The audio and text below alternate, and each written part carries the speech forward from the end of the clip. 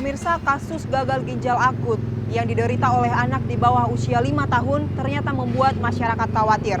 Benarkah pemerintah terlambat merespon kasus ini hingga akhirnya banyak orang tua yang harus kehilangan anak yang mereka cintai?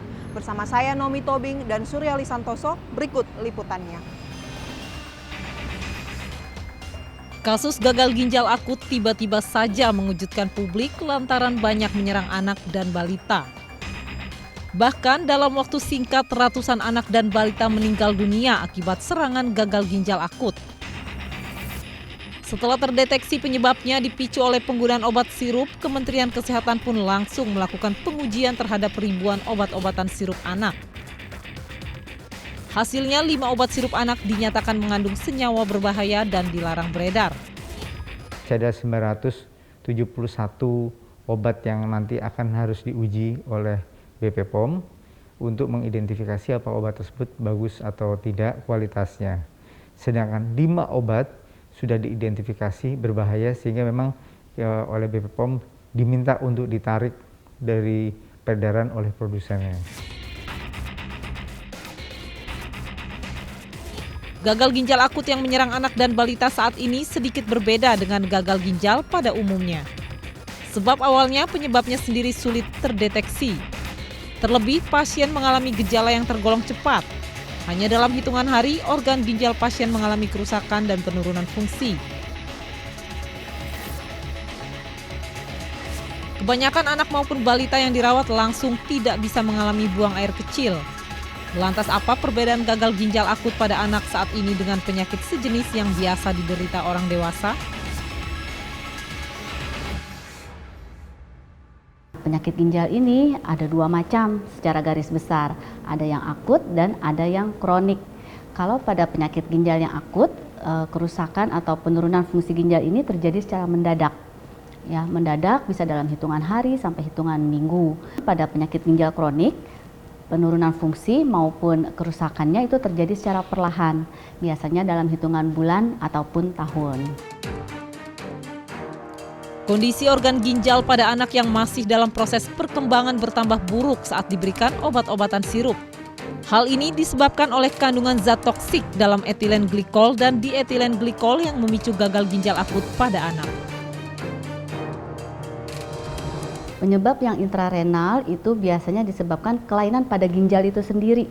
Ya, misalnya ada infeksi, ya, ada misalnya peradangan di ginjal itu atau penyakit-penyakit lain yang menyebabkan ginjal tersebut menjadi rusak termasuk obat-obatan, ya, atau zat-zat yang termasuk dalam obat yang bisa meracuni ginjal. Ya, memang struktur ginjal itu berkembang ya dari anak-anak sampai dewasa. Memang di anak-anak mungkin struktur ginjalnya masih dalam proses perkembangan. Namun adanya faktor eksternal ya, misalnya zat-zat yang sifatnya toksik ya, ditambah lagi misalnya kekurangan cairan itu akan sangat mengancam kesehatan ataupun fungsi dari ginjal anak tersebut.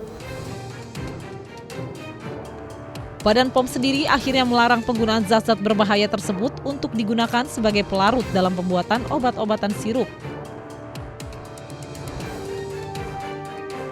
BPOM juga langsung melaporkan 2 perusahaan farmasi yang diduga menggunakan zat berbahaya dalam pembuatan obat-obatan sirup anak.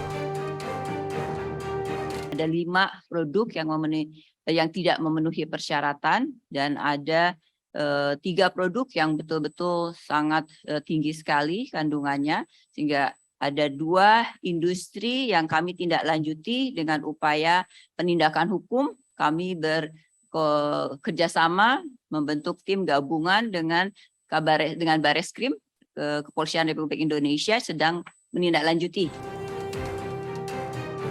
Namun BPOM dinilai tidak sigap. Karena sebagai lembaga yang berwenang mengawasi peredaran obat dan makanan, BPOM dinilai mengecewakan bagi masyarakat, khususnya kaum ibu yang memiliki anak dan balita.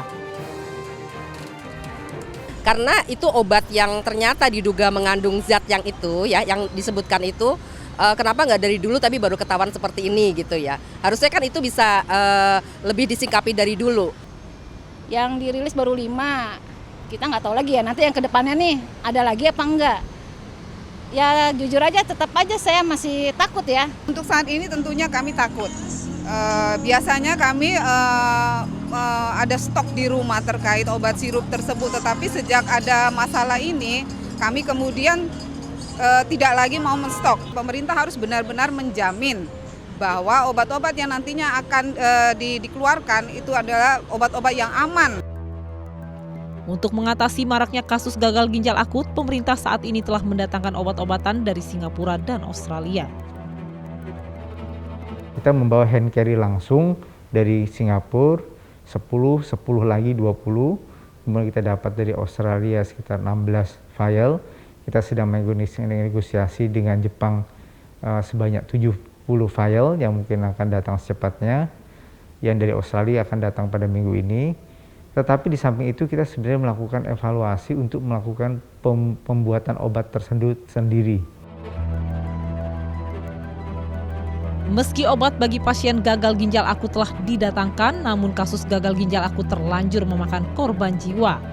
Hal ini pun membawa duka mendalam bagi para orang tua yang kehilangan anaknya.